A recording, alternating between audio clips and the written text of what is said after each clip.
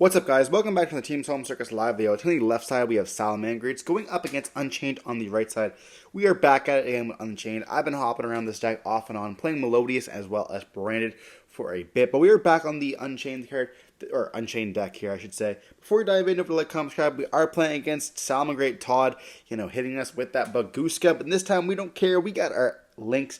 That's all that really matters here. And we do win the die roll as well, which is awesome. Like when being able to go first, it's being able to set up quite a nice board. We also play the hand traps, being nice. Oh, we actually did lose a die roll, in fact. My bad. He's going to start off with a normal summon of a debug there. And we do make a tease of why is your mat upside down? You're not doing a deck profile. A little bit of a joke there. Todd has done a lot of deck profiles for the channel, so shout out to Todd here. We're going to be normally summoning out a copy of Lady Debug, and they're going to be summoning or searching for a copy of Gazelle here. Then we can link away for a Balinx. This can also search for the Field Spell. We also have a Chainlink 2 as in the Paralytic Seed. And if I do recall, I have Ash as well as Valor or Imperm in the hand, if I do not recall. Then this duel is also going to be on a POV, so you guys can actually hear my, I guess you can't hear my thoughts. That'd be pretty scary. But you guys can see what I say. And we do Valor this. I believe we should have Ashed the Paralytic Seed instead, keeping the Valor so we could hit something like the copy of Wicked, that which they are going to be going into, which we see them go for here. And this lets them have access to the copy of Weasel either way. I mean, here they would be able to send it if they wanted to, or send a copy of Spinny. But they do, you go with the Wicked 1 and then Gazelle 2. I was hoping at the time that they would chain it backwards there, maybe prioritizing that copy of the send off the Gazelle there. For maybe like the copy of Spinny, and they wouldn't have a other copy of whatever its name is, a Salamangreat in the graveyard, but they just link it off and kind of are just stuck out of there. There isn't any other really good spots to Ash. Maybe you could argue that you should Ash the copy of Lady Debug, but I was like, okay, well, if they already have a good extender in the hand, that's not going to do very much. Or if they have just a copy of Talents, we then get extremely punished by just the next move being Talents for putting that copy of Valor in the hand. I don't think our hand was really good as well, if I do recall. But we're going to see them go for Princess. Princess bring back out the copy of Gazelle. Then we can go into a copy of the Raging Phoenix. We did search for the Field Spell as well, so we can relink into that. And then being able to search for something else as well is kind of crazy. But we are going to be relinking. And we see the effect to search. And at this point, I feel like we already know we're losing. But something that's very interesting with this is that you can't hear my thoughts. You hear my thoughts afterwards. Well, obviously I'm the one playing. So I get to voice over and kind of realize what I did wrong. But in the POVs that you guys can see, which are I think fairly popular, you can actually see the perspective of us, and you hear the comments that we make, and we see each other almost every week, or even sometimes twice a week, from all the guys at locals. So you do get to know quite a bit of the people, and it's also really raw. I don't edit anything out over there. So any of the mistakes that we end up making, or any of our comments that you make, we see here, I believe they set 2 and then continue their combo, and they say they shouldn't have. And I also mentioned that I should not have Valored and Ashed. But you hear why I do it. A lot of times I'll mention why I do certain stuff, or the immediate reaction that I realize, oh, I just screwed up. But here they set 2 cards, and they go, yeah, I should. And they go, well, for the sake of the video, I'm just going to set it, which is fine. But they do continue playing here with the copy of Weasel. You normally don't set your cards and then continue playing unless you kind of want to fake it out. But they go into a copy of Sunlight Wolf here, and then they summon out a copy, I believe, of Balinx by putting the Weasel to drawing 1 card. And they could draw into an Imperm here, and that's why they would not set the other card there, which they end up doing actually, which is kind of crazy. But yeah, so we add back the copy of Gazelle. They set a card here, which we know is most likely a card drawn. And there are times where you want to do that, to psych your opponent out a little bit, maybe setting that copy of the Roar at the end. Just so that your opponent doesn't think it, maybe post side if you wanted to do that. You could, making your opponent, if they have a copy of Cosmic, they want to hit an unimportant Imperm, and you're like, okay, that's fine. But we do activate Nightmare Throne, and in this case, they're like, okay, they don't exactly know what we were on, but they do let it go. We're going to search for a Squirmer. A lot of times, this is kind of indicating what you are playing. You're not destroying a copy of Spirit of Yubel. It would start your plays off with the Yubel deck, so they kind of know that we're not on Yubel, unless your hand's really weird or gassy. But we then summon out a Dark Beckoning Beast, and get the effect to search here. And in retrospect, I should have scooped right away, so they didn't know we were playing. But at the same time, it's a locals.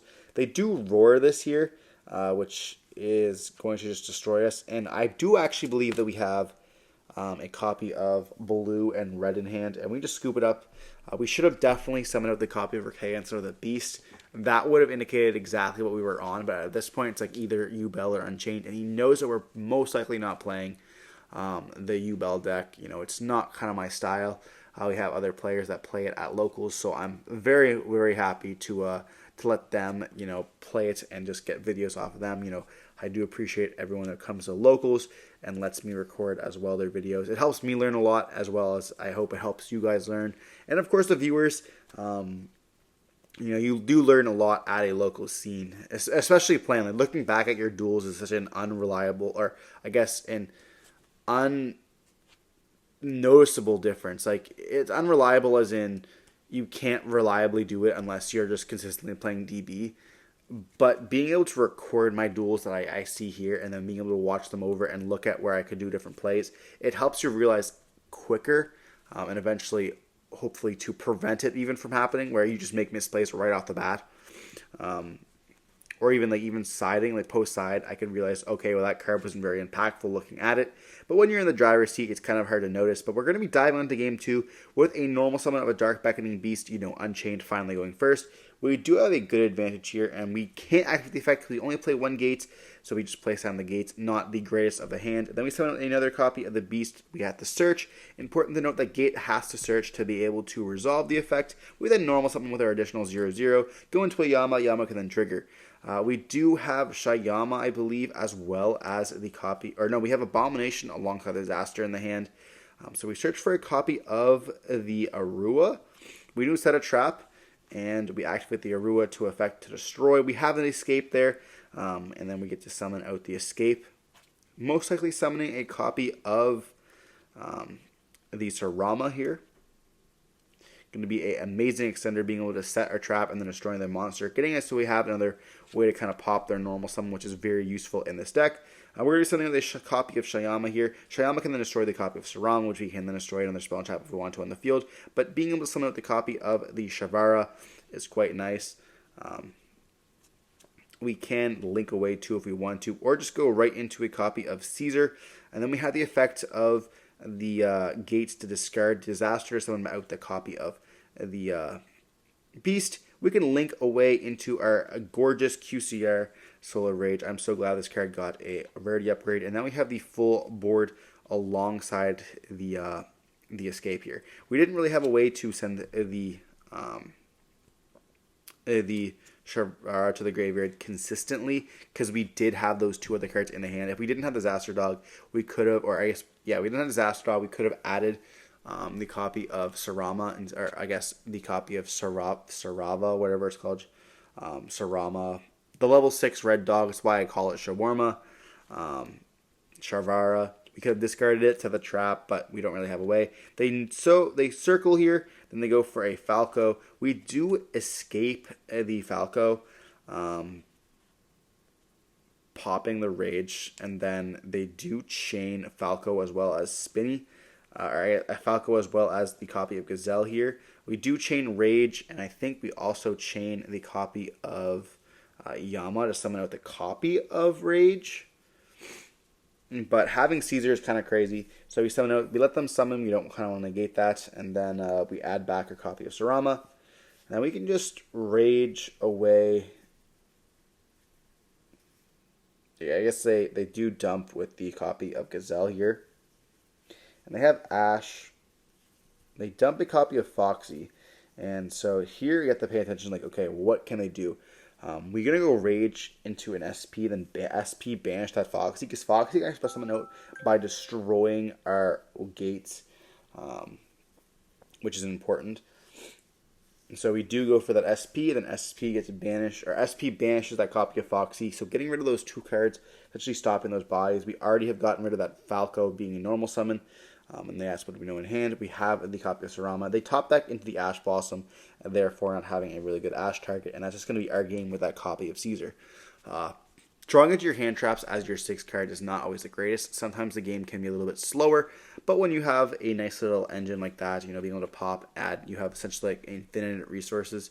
And like in the follow-up turn, we have SP, so it's not the greatest for us because we don't really have our link zones unless we like kind of use it. They do have Circle, but the problem is like we also have our copy of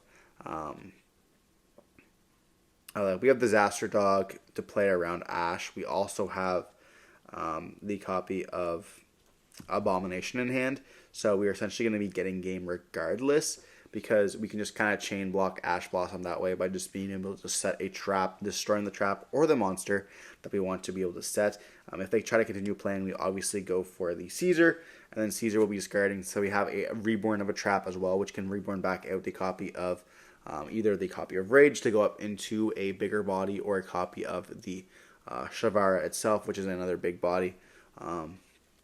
And once it gets relinked to it, you'll be able to set another trap, which can then, if it gets destroyed that turn, we'll be able to continue snowballing into our plays, which you most likely can go for game there. So they just scoop it up, preventing a little bit of a slow play or a non-purposeful of a game, like we saw game 1. But moving on to game 3, Salamangreat did not open very well, and we opened up triple hand trap. We opened up DD Crow, Ash, and I believe a Veiler or Imperm once again. And we do see a couple hand traps in their hand, being a copy of Ash, Spinny, maybe Nibiru as well. But the all-important game 3 bricky hands do happen. We see a normal summon of a Spinny, which is not the best of the board, going up into a Balance, which can play, and that's going to be able to search for the field spell. We do not care about this, Feel free to search your field spell, and level Link 1 is absolutely broken. They're going to activate the effect of Spinning. We chain the DD Crow there, making it so they cannot continue the Link plays, and they think here they're going to activate the Sanctuary, going up into the Phalanx once again, essentially having a protection for that Phalanx in the graveyard so they can protect the one on the field, keeping it so that if they have any other normal, they can go up into a Link 2 in the following turn.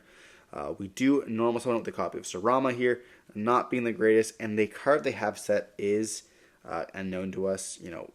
Maybe it's a copy of Rage or a Roar. We do go into a Typhon because it is the second, and we do activate the effect of the Typhon to bounce. They are thinking on this, which makes me want to believe that maybe they have a Veiler or an Imperm or something of the sorts. The only reason why we're bouncing it is because we don't want them to protect it, as well as we don't want the card in the graveyard. If even they choose not to protect it there. So they are looking at their extra deck. It doesn't really matter if we put one of the Phalanxes back in the extra deck. They have another copy as well. So having 2 is not going to do very much for the grind game. But we attack for 29, and then we just set 2 and pass here. So they do ask us if the escape, which that'd be crazy. If this card's to target a fiend and one card on the field, destroy them, that card would be busted. But it does not. It says target an Unchained card, which we do not have. It might be nice if we did have it there, being able to, maybe just leave the Sarama on the field, being able to deal some damage. If we did have the escape, that is what we would be doing, I guess, for any Unchained veterans around there or anyone else trying to learn how to play against Unchained. That's important to note. We do have a Veiler set, or I guess an Imperm set, in the same column as our trap card, and they normally summon a copy of Falco, so definitely not some of those best looking hands. We see them go up into another copy of the Phalanx there, and somehow they get another Spinny in the grave. I don't really exactly remember how. They activate the Spinny from the hand, okay. So they had double Spinny here, and then it's going to be able to boost the attack. They're going to activate the Spinning effect to reborn once again, and we do send the second copy of DD Crow, which was a top deck the previous turn. And then we just see a pass turn there. Not looking too great. Double opening up those Spinnies is extremely rough. And then we see a normal summon of Rakea. We chain the trap here to then summon out the copy of Sarama. We activate the Sarama in the graveyard to be able to set and then blow up. We can blow up either copy of Rakea. We can also blow up that copy of the Chamber. We can also chain the Rakea to pop the other card as well, being able to pop both of them. Kind of important to know. It does play around Imperm a little bit, Not that we have very much that we can play around Imperm, but this combo lets you essentially play around Imperm completely with that Rakea and another Unchained card. They are thinking here. They do have the Ash in the hand. They do change Skill Drain, paying 1,000 life points, but we do have the Imperm to target the copy of Balinx. And this is essentially because we already activate the Rakea, therefore, they just pop and they go, yeah, you just have the game because we will be able to just OTK at this point. We do set, we pop, and that's going to let us summon out 2 bodies. They do have the Ash Blossom, which is not going to really matter because we just go for the Disaster Dog here, and we have a bunch of game alongside a Veiler in the hand, so no matter what, we'd kind of be playing through it. But we see Unchained take the win here in that slow game 3. Unchained does kind of excel at that, throwing a couple hand traps at each other and being able to play with a very minimal amount of cards. But hope you enjoyed watching the video. Don't forget to like, comment, subscribe, see more content like this. Hopefully you guys enjoyed watching the Unchained combo video as well, being updated with the other cards like Princess while we play it, as well as the Abyss Actor link. But hopefully you enjoyed watching the video. Don't forget to like, comment, subscribe, see more content like this. Stay safe. Peace.